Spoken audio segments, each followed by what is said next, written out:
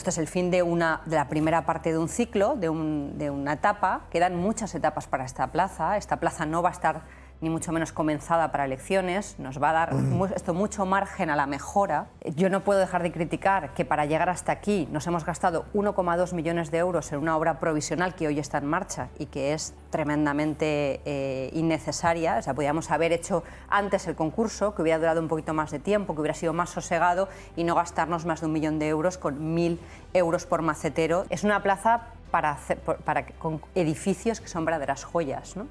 Eso a veces hay que tenerlo en cuenta a la hora de pues incorporar determinado arbolado que le resta visibilidad, y la Catedral de la Pólvora siempre va a ser la plaza del Ayuntamiento, ¿no?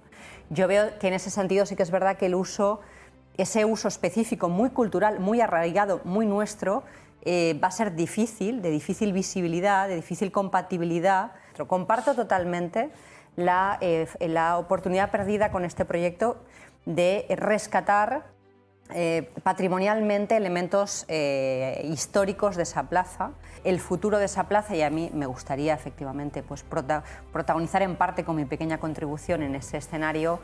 Tiene que ser un futuro efectivamente que responda a lo que somos, que es la tercera capital de España, una capital que hoy es capital mundial del diseño, una capital que aspira a ser la líder del Mediterráneo, una capital internacional. En un escenario como el que estamos, con la dificultad que están atravesando las familias, con lo que necesita nuestra comunidad, el Partido Popular le hemos ofrecido al presidente Puig, en primer lugar, pues pactemos enmiendas conjuntamente, Partido Socialista y Partido Popular, y forcemos a nuestros partidos nacionales a hacerlo.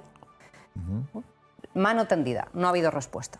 Mano tendida si sus socios de gobierno, Podemos y Compromís, no quieren bajar los impuestos, y ese ultimátum que ha dado hoy a sus socios y ha dicho que el lunes va a llevar la propuesta de reforma fiscal, no se materializa. Mano tendida del Partido Popular para bajar los impuestos a los valencianos.